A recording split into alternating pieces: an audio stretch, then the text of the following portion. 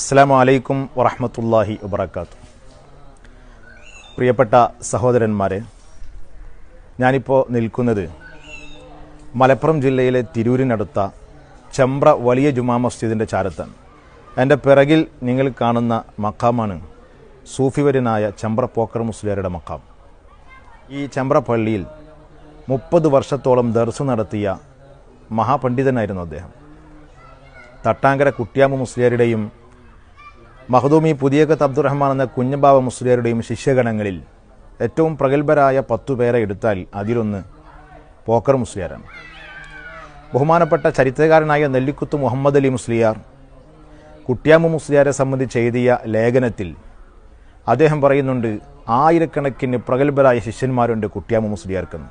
ഏറ്റവും പ്രഗത്ഭരായ 8 പേരെ അദ്ദേഹം അതിൽ പരിചയപ്പെടുത്തുന്നു. അതിലൊരാളായി അദ്ദേഹം പരിചയപ്പെടുത്തിയത് ബഹുമാനപ്പെട്ട പോക്കർ മുസ്ലിയാർ ഖദ്ദസല്ലാഹു സിർറഹുൽ അസീസ് തങ്ങളവറുകളെയാണ്. അദ്ദേഹത്തിൻ്റെ പ്രത്യേകത, അദ്ദേഹം പണ്ഡിതൻ എന്നതിനപ്പുറത്ത് ഒരു വലിയായിരുന്നു. അനേകം കറാമത്തുകൾ കാണിച്ച മഹാനായിരുന്നു പോക്കർ മുസ്ലിയാർ. സമസ്ത കേരള ജമയത്തുൽ ഉലമയുടെ മുഷാവറ മെമ്പറും സമസ്തയുടെ ഫത്വ കമ്മിറ്റി അംഗവുമൊക്കെയായിരുന്ന ഷെയ്ഖുൽ ഫഖീഹ് എന്ന പേരിൽ കേരളത്തിൽ പ്രശസ്തനായ മർഹൂം നിറമരുദൂർ ബീരാൻകുട്ടി മുസ്ലിയാർ നവറല്ലാഹു മർക്കദ, അദ്ദേഹത്തിൻ്റെ പ്രധാന ഉസ്താദാണ് നമ്മുടെ ചെമ്പ്ര പോക്കർ മുസ്ലിയാർ. ബീരാൻകുട്ടി മുസ്ലിയാരുമായി 1980 നടത്തിയ ഒരു അഭിമുഖത്തിൽ, അൽ-ഇർഫാദ് മാസിക നടത്തിയ അഭിമുഖത്തിൽ അദ്ദേഹത്തോട് ചോദിക്കുന്നുണ്ട് ഉസ്താദിനെ സംബന്ധിച്ച്. അതിൽ അദ്ദേഹം പറയുന്നത്, എൻ്റെ ഉസ്താദ് വലിയ മഹാനായിരുന്നു, വലിയ മുഹഖിഖും സാഹിദുമായിരുന്നു എൻ്റെ ഉസ്താദ് എന്നാണ്. മാത്രമല്ല അദ്ദേഹം സാക്ഷ്യപ്പെടുത്തുന്നുണ്ട്, അനേകം കറാമത്തുകൾ, ജീവിതത്തിലുടനീളം ഒരുപാട് കറാമത്തുകൾ കാണിച്ച മഹൽ വ്യക്തിത്വത്തിനുടമയായിരുന്നു പോക്കർ മുസ്ലിയാർ നവറല്ലാഹു മർക്കദ. കേരളത്തിൽ അനേകം ശിഷ്യഗണങ്ങൾ അദ്ദേഹത്തിനുണ്ട്.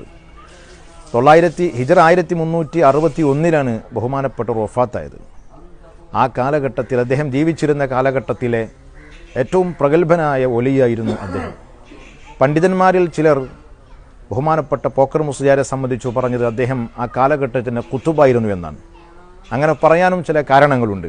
കാരണം ആ കാലഘട്ടത്തിൽ ജീവിച്ച ഒട്ടുമിക്ക ഔലിയാക്കന്മാരുടെയും ചരിത്രം പരിശോധിച്ചാൽ അതിലൊക്കെ ബഹുമാനപ്പെട്ട പോക്കർ മുസ്ലിയാരെ കാണുന്നുണ്ട്. ഓമച്ചപ്പുഴ പുത്തമ്പള്ളി മക്കാമിൽ അന്തിയിറങ്ങുന്ന സൂഫിവര്യനായ ഹാഫിൽ അബൂബക്കർ കുട്ടി മുസ്ലിയാർ ബഹുമാനപ്പെട്ട പോക്കർ മുസ്ലിയാരുടെ മുരീദായിരുന്നു. അതുപോലെ വൈലത്തൂർ ചിലവിൽ മക്കാമിൽ അന്തിയിറങ്ങുന്ന ബഹുമാനപ്പെട്ട കാവുംപുറത്ത് ഔർ മുസ്ലിയാർ പോക്കർ മുസ്ലിയാരുടെ മുരീദായിരുന്നു. നടുവിലങ്ങാടി പോക്കരുട്ടി മുസ്ലിയാർ ബഹുമാനപ്പെട്ടവരും ചെമ്പ്ര പോക്കർ മുസ്ലിയാരുടെ മുരീദായിരുന്നു. അങ്ങനെ പരിശോധിച്ച് നോക്കിയാൽ അനേകം സൂഫിയാക്കൾ, ബഹുമാനപ്പെട്ട യാഫി സൈദാലി മുസ്ലിയാർ അടക്കമുള്ള കുറ്റൂർ കമ്മുണ്ണി മുസ്ലിയാരെ പോലെയുള്ള പ്രഗത്ഭരായ ആലിമീങ്ങൾ.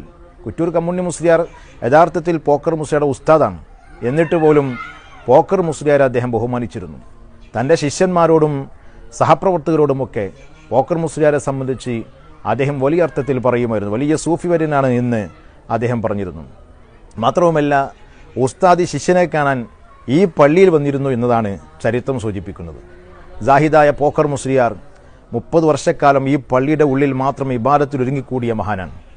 അതുകൊണ്ട് തന്നെ ഉസ്താദടക്കം അദ്ദേഹത്തെ കാണാൻ ഈ പള്ളിയിൽ വന്നിരുന്നു എന്ന് ചരിത്രം സൂചിപ്പിക്കാൻ. ധാരാളം കറാമത്തുകൾ കാണിച്ച പോക്കർ മുസ്ലിയാരുടെ ദർസ് അക്കാലത്ത് ഏറെ പ്രശസ്തി നിറഞ്ഞതായിരുന്നു.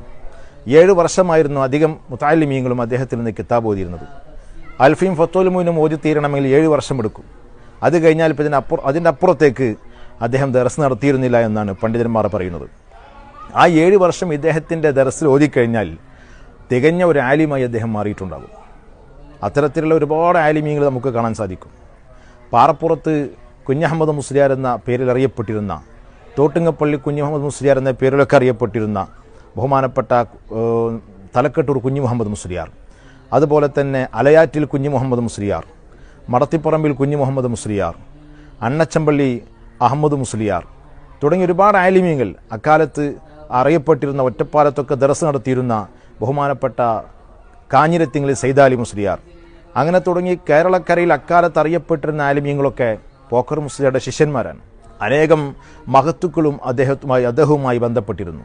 കക്കിടിപ്പുറം അബൂബക്കർ മുസ്ലിയാരും ആലുവ അബൂബക്കർ മുസ്ലിയാരുമൊക്കെ ബഹുമാനപ്പെട്ടവരിൽ നിന്ന് ഇജാസത്ത് വാങ്ങിയിട്ടുണ്ട് എന്നതുകൂടി ചേർത്ത് വായിക്കുമ്പോഴാണ് ആരായിരുന്നു പോക്കർ മുസ്ലിയാർ എന്ന് നമുക്ക് മനസ്സിലാകുന്നത്. പ്രിയപ്പെട്ട സഹോദരന്മാരെ, ഒരു ദിവസം ബഹുമാനപ്പെട്ട നിറമരുദൊരു വീരാൻകുട്ടി മുസ്ലിയാർ പറഞ്ഞൊരു കഥയുണ്ട്. ഒരു ദിവസം ബഹുമാനപ്പെട്ടവർ പോക്കർ മുസ്ലിയാർ തൻ്റെ ശിഷ്യന്മാരോട് പറഞ്ഞത്രേ, ഇന്ന് നമുക്കൊരു അതിഥി വരാനുണ്ട്.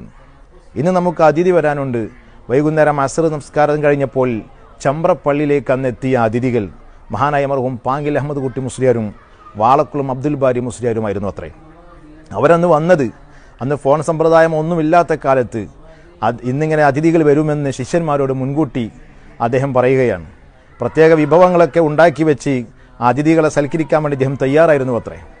അന്ന് പാങ്ങിൽ ഉസ്താദും അബ്ദുൽ ബാരി മുസ്ലിയാരും ചമ്പ്രപ്പള്ളിയിലെത്തിയത് ബഹുമാനപ്പെട്ട സമസ്ത കേരള ജമിയത്തുൽ ഉലമയുടെ രൂപീകരണവുമായി ബന്ധപ്പെട്ട് ദുആ ചെയ്യിപ്പിക്കാനായിരുന്നു.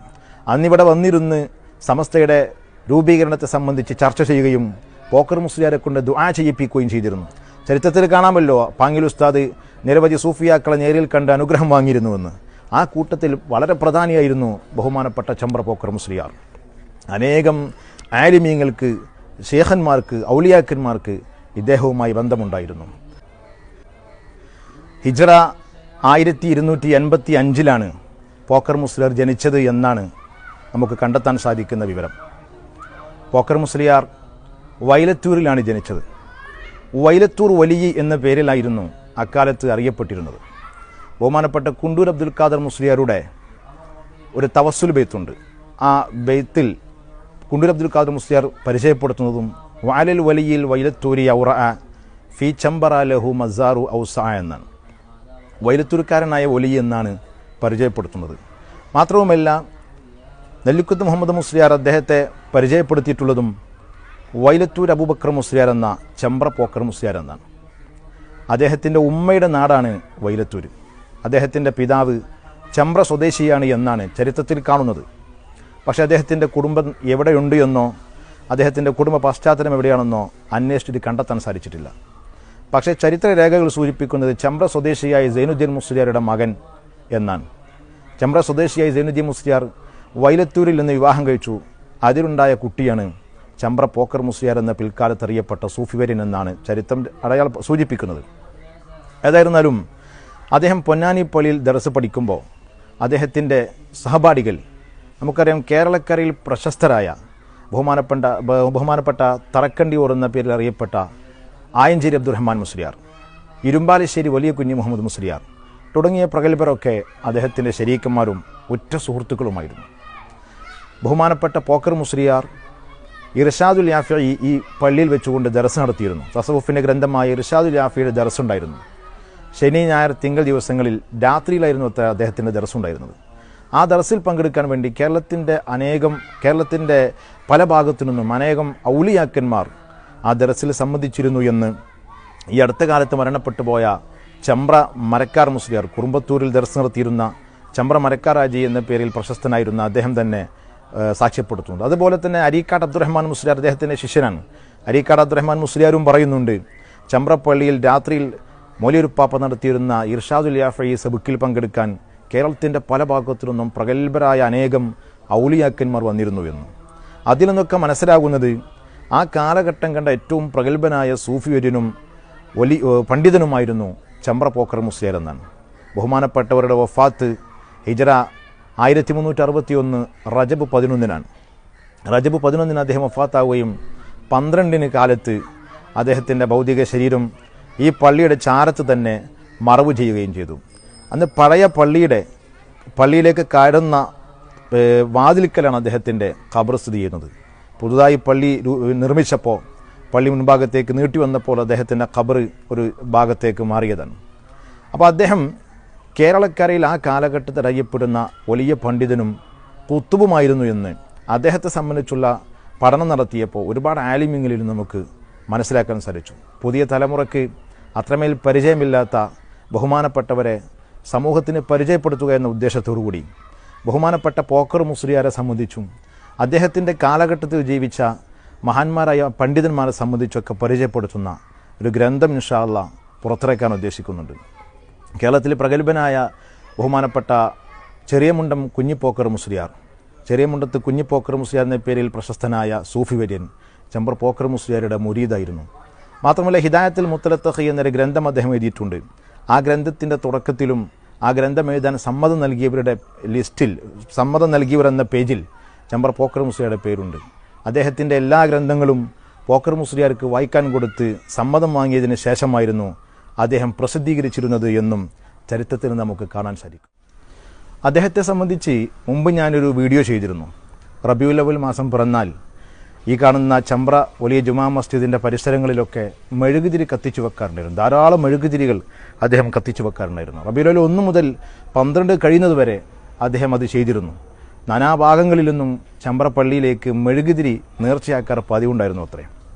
ബഹുമാനപ്പെട്ട ചെമ്പ്ര പോക്കർ മുസ്ലിയാർ ഹിജ്റ 1361, ഏകദേശം 80 വർഷമായി അദ്ദേഹം വഫാത്തായിട്ട്. ഹിജ്റ 1361 റജബ് 11 അദ്ദേഹം വഫാത്താവുകയും റജബ് 12 പുലർച്ചെ അദ്ദേഹത്തിൻ്റെ ഭൗതിക ശരീരം ഈ പള്ളിയുടെ ചാരത്ത് മറവ് ചെയ്യപ്പെടുകയും ചെയ്തു എന്നാണ് ചരിത്രത്തിൽ നിന്ന് നമുക്ക് മനസ്സിലാക്കാൻ കഴിയുന്നത്. അല്ലാഹു സുബ്ഹാനഹു വ തആല ബഹുമാനപ്പെട്ട വലിയിൻ്റെ മദദ് നമുക്ക് നൽകി അനുഗ്രഹിക്കട്ടെ. ആമീൻ. അസ്സലാമു അലൈക്കും വറഹ്മത്തുള്ളാഹി.